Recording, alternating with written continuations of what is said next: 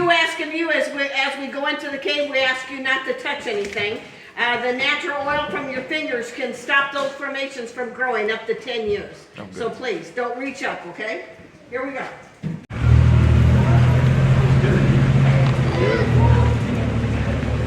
I can do it tomorrow.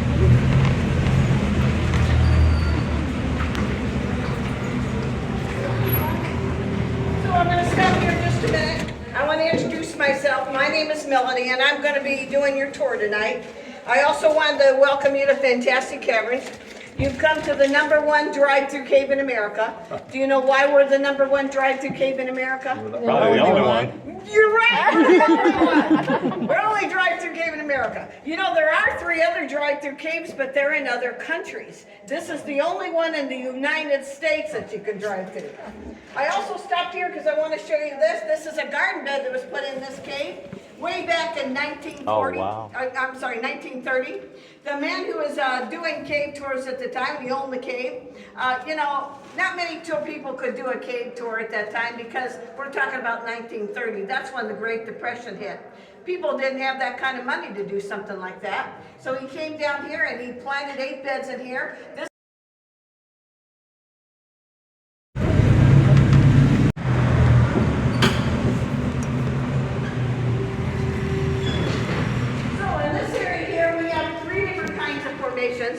I'm going to start with the wall over here. The formation that you see over here, this is called flowstone. Flowstone is water that is seeping into the ceiling and the wall there, just kind of running down the wall. Now it's got that really red rusty look to it because anytime water comes into the cave, as the water passes through that rock, it's going to pick up minerals. And in this case, it's picking up the mineral of iron. And that's what's giving it that really red rusty look there. Up here in the ceiling, you're going to see lots and lots of stalactites. Anything that hangs from the ceiling in a cave is always called a stalactite. You can remember that because they hold tight to the ceiling. These 2 here in the middle, they're not only called stalactites, but they're also called cave curtains or cave drapery. Those are very thin formations because the ceiling that they're on right there is at an incline. So when that water passes through that rock, it's going to follow the incline of the ceiling, and that makes for really thin formations. Some of that water is going to run down the side, and it's going to leave a little mineral behind at the end, causing that one to grow longer. And some of that water is going to drip down here on this one, leaving some mineral behind on it, and it's going to cause this one to grow taller. This one is called a stalagmite. You can remember that because someday it might reach that one up there at the top. In actuality, they are going to meet because you can see that those are perfectly aligned with each other. So once they touch each other, then they become a column or a pillar. Now, we don't know how old the formations are in the cave, but there is a formation at the next stop, and we actually know exactly how old it is, and that's because there was a mistake made in the cave. That mistake caused a formation to start to grow.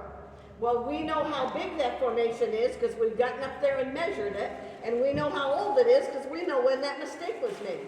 Because of those 2 things, we can guesstimate on how quickly everything else in this cave is growing. So we can look at this one formation right here. We can tell you that this one more formation right here is growing approximately 1 cubic inch every 100 years. Wow. So if you came back in 100 years to tour this cave again, ask for me, I'll pay for your ticket. But in 100 years, basically, the only difference you're going to see in this one is it's going to look like it's had a fresh coat of paint put on it, and that's pretty much as far as it's going to get in 100 years. So let me take you up there, and I'm going to show you that little mistake that was made and tell you what we learned from that little mistake. We're going to turn the lights on and off as we go.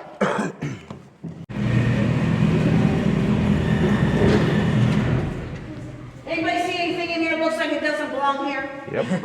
I know.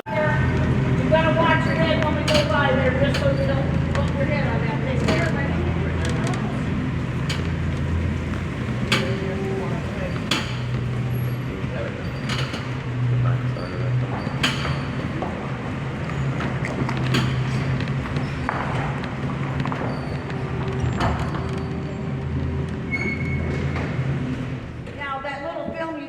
Back there, the cave actually.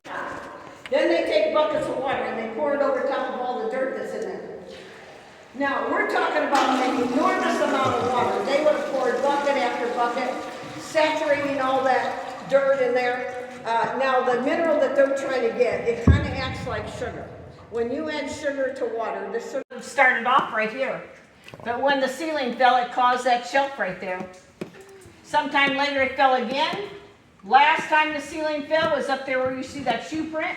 Now, remember, these formations, 1 inch every 100 years, and you can tell by the size of them, and then some that are growing down here on the debris that almost looks like snow, the way snow glistens at night, you know.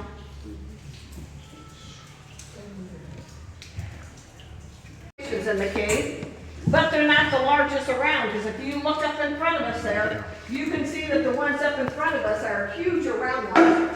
That's why they call this the Hall of Giants, because of how large the formations are in this cave. This is a very actively growing cave. You can see all the little shinies there. All very, a lot of water still dripping in here. Probably only about 20 foot underground right here. Literally going to be inches off the top of my Jeep. Now, luckily there's not that many on this side, but the ones that are on this side, if you